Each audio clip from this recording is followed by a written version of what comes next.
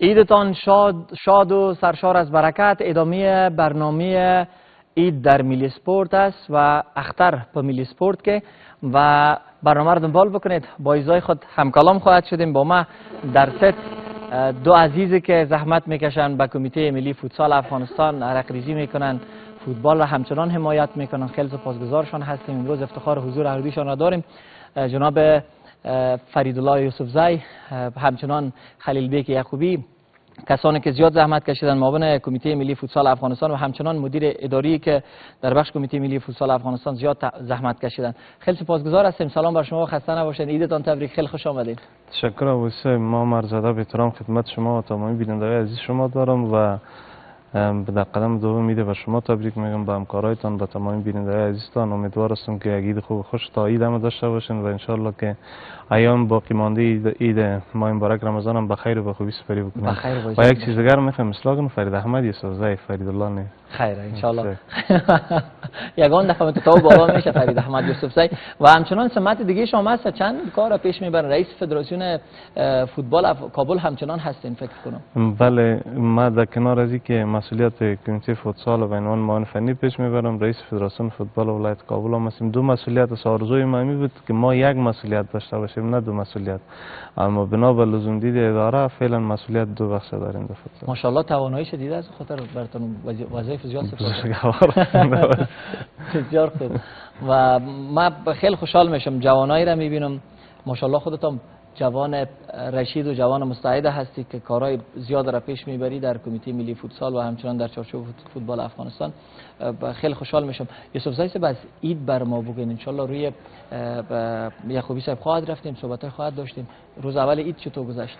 ابوی صاحب روز اول عید طبق معمول دیگه همه ما شما اول بعدای نماز میریم، بعد از اون دیگه رفتن به پیش بزرگا است. ما اولتر از همه چون ما در فامیل هستیم که الحمدلله پدر مادر با ما یک جای است، اولتر از همه زیارت پدر مادر بر ما مهمترین کار بود که در روز اول عید انجام میدیم.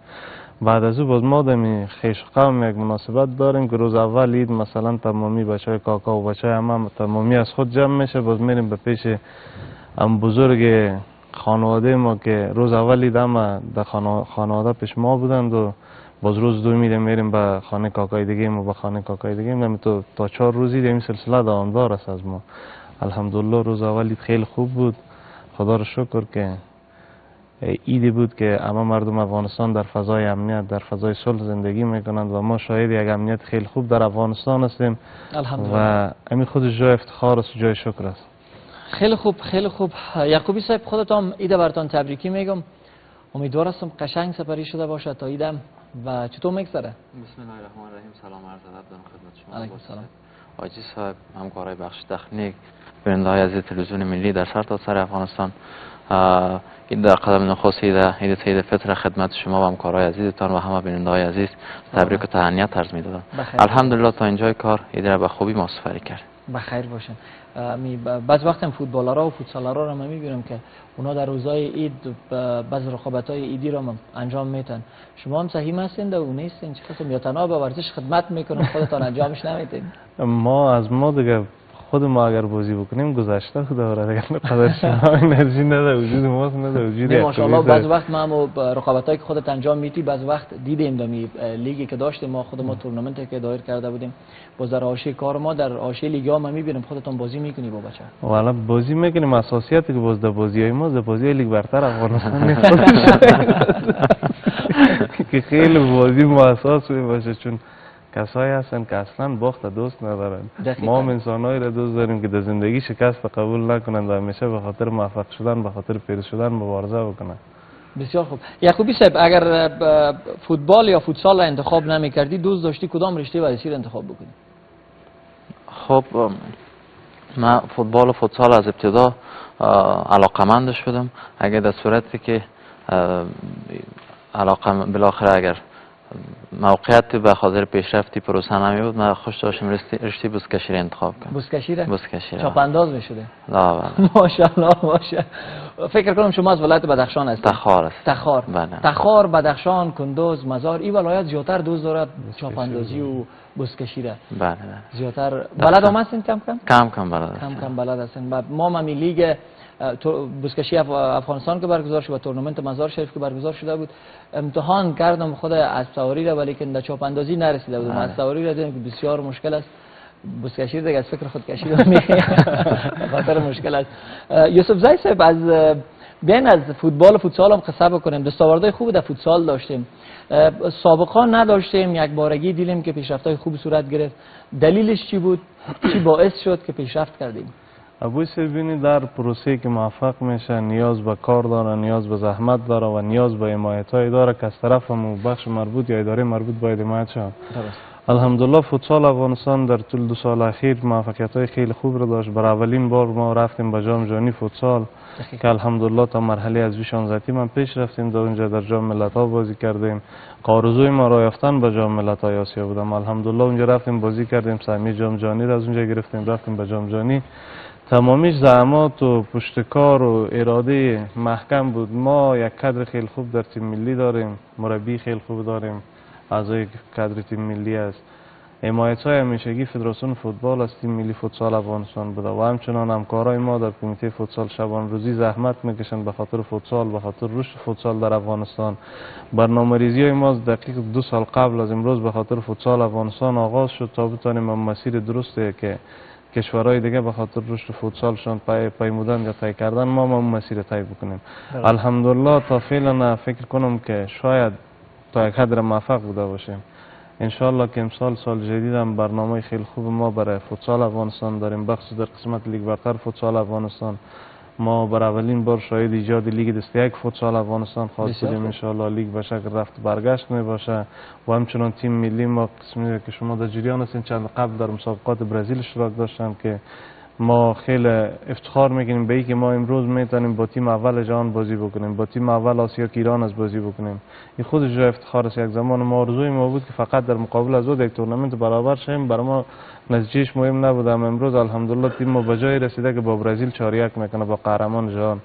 ان شاء الله برنامه خیلی خوب داریم و تعهد و اراده که در کمیته فوتسال همکارای ما در تمام بخشا دارن، خود ما داریم، مربی تیم ملی، اعضای کادر فنی تیم ملی دارن. ان شاء الله ما باورمند به این هستیم که ما میتونیم دیگه هم پیشرفت بکنیم. بسیار خوب یوسف زای صاحب، ما از همکارای اجازه گرفته باش که همکارای بخش تکنیکی من چای بریزم از این افغانا را که وقتی میاین خانهشان در افغانستان اگر هر قدر نان تیار بکنه باز یک گلاس چای اگر شما را نده که نوش جان بکنین بنوشین باز میگن نان نخوردیم ولی چایش نخوردیم.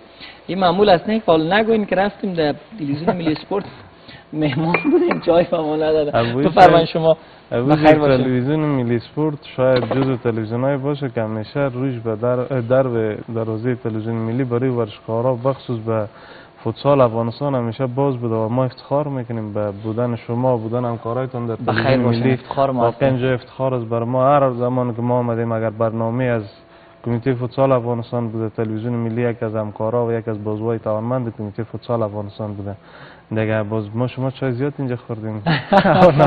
بخیر باشن. نان و نمک زیاد شدیم. تلویزیون ملی ما همیشه میگم که افغانستان کوچک است. به خاطر ما خیلی راحت هستیم. نه تنها ما، همکارای ما که هستن از تمام اقوام افغانستان، از تمام نقاط مختلف افغانستان، با هر لهجه، با هر زبانی که صحبت میکنن اینجا قشنگیش در می است و در اینجا گرد هم جمع شدیم به خاطر افغانستان. نازنین کمک میکنیم، خدمت میکنیم شانه به شانه و همه ما درختای یک باغ هستیم، گلای یک چمن هستیم. انشالله که بتانیم افغانستان را سرسبزتر بکنیم، پیشرفت‌های خوب را در افغانستان داشته باشیم. یعقوبی صاحب، کارهای اداری را برای ما بگو. یکان وقت می‌بینیم در لیگا خصوصا که میباشه خیلی مصروف میباشی، همه روز است این کار یا بعض وقت مصروفیت‌ها کم میشه؟ عباس صاحب عزیز، کارهای اداری در کمیته فوتسال افغانستان چون اسم افغانستان بالایش گذاشته شده دیگه نمیشه که نباشه. بالاخره چی مسابقه باشه یا نباشه، چون ولایات زیادی هم هستن که زیر مجموعه کمیته فوتسال فعال دارن و الحمدلله فعالیت‌های کمیته فوتسال در بخش اداری هم همچنان ادامه داره. بسیار خوب. شما میوه و چای بگیرین، قصه ها را ادامه میتیم که حال قصه نگیریم. یوسف زی صاحب، فکر کنم شما از ولایت لوگر هستین و اما قریتان تا جایی که میفهمم محلتان یا ولسوالی نزدیک به غزنی است. همونطور اگر اشتباه نکنم. ما از ولسوالی خیروار ولایت لوگر هستیم. قریه ما به اسم خوجانگور است. باز همین منطقه ما ولسوالی ما باز یک مسیرش به ولایت میدان وردگ است و یک مسیرش هم به ولایت غزنی است و همچنان به ولایت پکتیا ما مرز داریم. بسیار خوب، بسیار خوب. از فرهنگ اوجه برای ما بگو، ما او طرف نامدیم ندیدیم، هموطنای ما شاید نرفته باشن زیادترشون، چه قسم میده تجلیل میکنین؟ ما طبعا در ولسوالی ها هرچند که این فرهنگ ها متفاوت نیست از نه خیر، این فرهنگ ها طبعا نزدیک است. در ولایت ها اول خو نمازید است، بعد از او رفتن به خانه بزرگاست و دوستا و اقارب و خویش قوم است. بعد از او بازم بازی های محلی که در ولسوالی های دیگر و در مناطق دیگر افغانستان است، اکثرا در ولسوالی های ما است. مثلا ما یک ورزش داریم، ورزش میشه گفت چون حال اکثریت مسابقات از اون برگزار میشه به نام غرسه میگن. دقیقاً غرسه از اکثریت کسا بازی میکنند اونجا و همچنان در روزهای در منطقه ما تخم جنگی خیلی زیاد میشه. در این غرسه اشتراک کردین؟ بلد هستین؟ ما متاسفانه بگیم ما تا هنوز هیچ عید را در منطقه ما سپری نکردیم و آرزو دارم که انشالله بخیر در مید روسیه و مگر رضای خداوند باشه بریم انشالله، چون سال زمینه به فرام نشده بود که بریم به ولسوالی. ما گرچه رفتیم در روزایی نرفتیم، سال دو سه بار میریم اونجا الحمدلله. گرچه مسئولیت ما هم نیست اما چون منطقه ما اونجا مسئولیت داریم، مال در تلاش ازی هستیم که اونجا بتونیم یک میدان فوتبال برای مردم تنظیم بکنیم تا حداقل این ورزش فوتبال در دیگه جای اگر نتونستیم کارو بکنیم به ولسوالی خود ما یک میدان بتونیم درست بکنیم. بسیار خوب، بسیار خوب. یعقوبی صاحب، چی خاطره دارین از روزای عید؟ در خود لیگا مصروف بوده باشین یا کدام رقابت بوده باشه یا نزدیک رقابت ها بوده باشه؟ تو خاطره است که روز عید شما در دفتر بوده باشین یا در سفر و ورزش بوده باشین؟ خب تا اینجای کار خود اتفاق نیفتاده، اما در قسمت کاروبار چی عید بوده چی بدون عید ما حداقل یک روز پیش یا دو روز پیش به او آمادگی کامل خانه نرفتیم. همون روزی کیت بوده شاید ما شب رفته باشیم یا ناوقت شب رفته باشیم. در کل خودش خاطره جالب است که بالاخره ما دفتر هستیم. بسیار خوب. اما کار که با عشق و علاقمندی آغاز شود هیچ وقت انسان ناراحت نمیشه، خستگی اصلا شناخته نمیشه، فهمیده نمیشه. از یوسف زی صاحب شنیدیم که زیاد ورزش فوتبال، فوتسال حمایت میکنن و زیادتر جوانایی را که ما خودم با اونا مصاحبه داشتیم در ایجا یا در لیگا با اونا هم کلام شدیم از خودتان یاد کرده. این حمایت ها به خاطر چی است؟ جدا از وطن، جدا از موضوعاتی که بگیم وطن دوست دارم، یعنی کدام وقت شاهد از این موضوع خواهد بودیم که یک کمپلکس کلان ورزشی در افغانستان ساخته شود به خاطر ورزش؟ وایس بزرگوار، ما در کمیته فوتسال تمامی همکارای ما حمایت میکنن، نه تنها ما. شما در جریان هستین که یعقوبی صاحب مسئول اداری ما شبان روزی زحمت میکشه، جناب عبدالمجید اسمتی از همکارای خوب ما هستن که اینجا حضور داره. شما بار به خدا بکنین شوید ساعت 2 بجه شب یا 3 بجه شب همکارای ما خانه رفتن، چون ما برنامه رمضانی زیادتر داشتیم و در قسمت حمایت از ورزشکارا. البته ما هدفم حمایت کلیگی میکنه، حمایت مالی از زیادتر در قسمت مالی ورزشکارا، لیگایی که برگزار میکنین. ما به این فکر رفتیدم که خودتان زیاد علاقمندی ورزش هستین یا این ورزش پای شما به ورزش‌های دیگه هم کشانده میشه چون نیاز هست؟ وایس ما در کنار از اینکه مسئولیت در فوتسال داشتم، ما قبل از فوتسال خودمون مصروف رشته‌های دیگه بودیم که تمرین میکردیم و در او فعالیت هم داشتیم. اما زمان که به فوتسال آمدیم نمیفهمیم خدا ناگاه بینمی یک علاقه پیدا شد که به این برنوانده.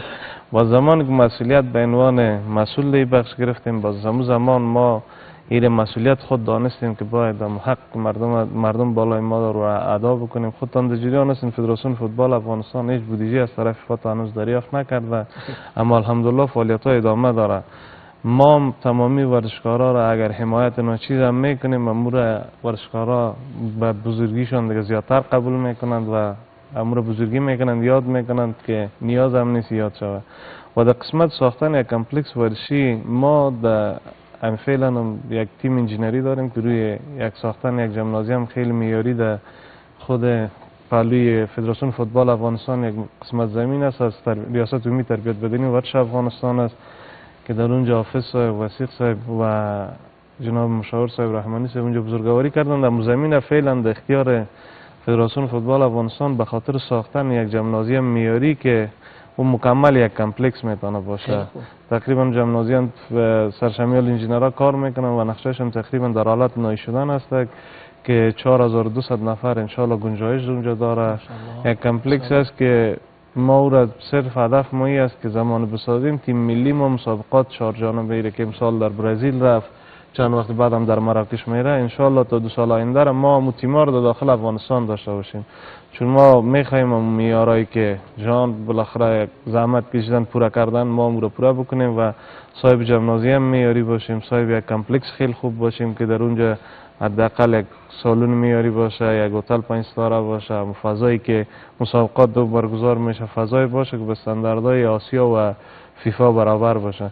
این وعده رو به مردم میدم ان شاء الله تا 2 سال آینده ما دیگه نیاز به این نداریم که تیم ملی ما در مسابقات 4 جانبه اشتراک بکنه و ما نتونیم میزبانی از تیمایی بکنیم که در مسابقات از داخل افغانستان. خیلی خوب خیلی خوب. ما به خاطر یاد کردم از حمایت هایتان، من قلبا سپاسگزار هستم. همیشه ورزشکارایی که ما اینجا داشته می باشیم، ورزشکارای ما چون در افغانستان باید کار بکنید، در کنار کار باید ورزش بکنید. این معمول است و زیاتر اعضای تیم ملی ما زیاترشان، یعنی تعداد اندکش باشه، انگشتمارش اگر باشه که خودشان از یک جای منبع درآمد خوب داشته باشه، ولی زیاترشان وضع اقتصادشان ضعیف هستند، در کنار از اینکه ورزش میکنن به خاطر افتخار آفرینی میکنن، به خاطر افغانستان زحمت میکشن، کنارش یک کار را پیش میبره که حتی او کارهای شاخه هم میباشه داخل شهر در رشته‌های مختلف دیدیم.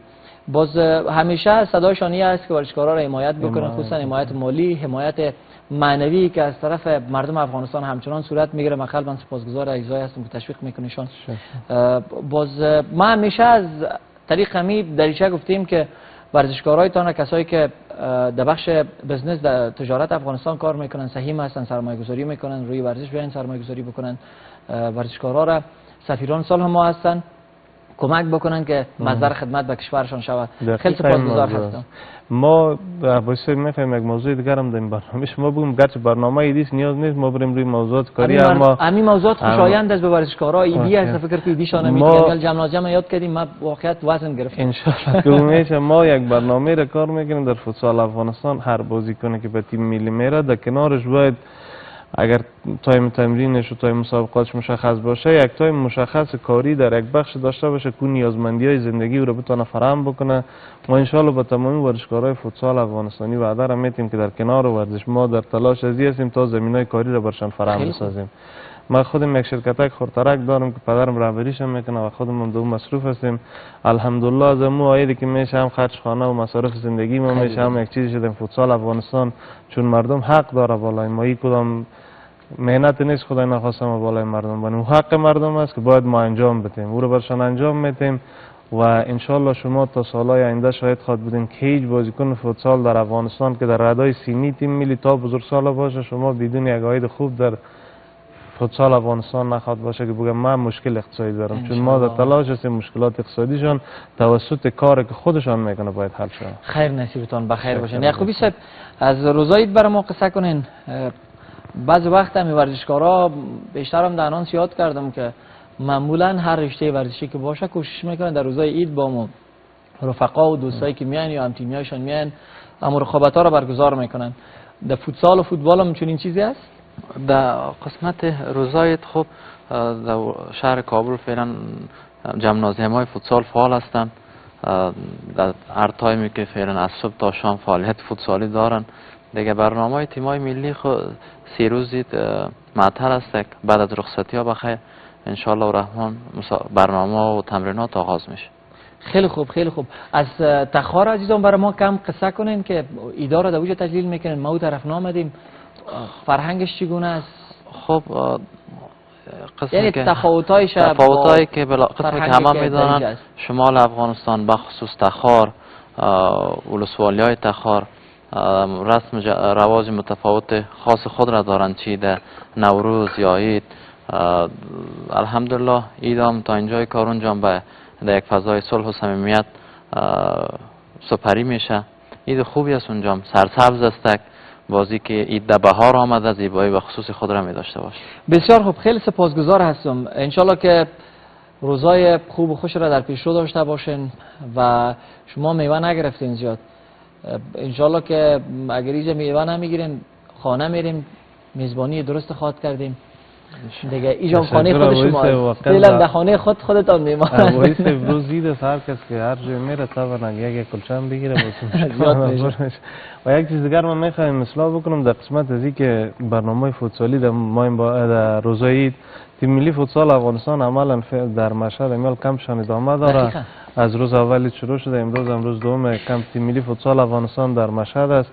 به خاطر مسابقات مراکش آمادگی میگیریم و فعالیت هایی که در داخل کمیته فوتسال افغانستان است. 3 روز باید مردم ما را اجازه بدن، حق هم بدن، چون همکارای ما واقعا خسته میشه.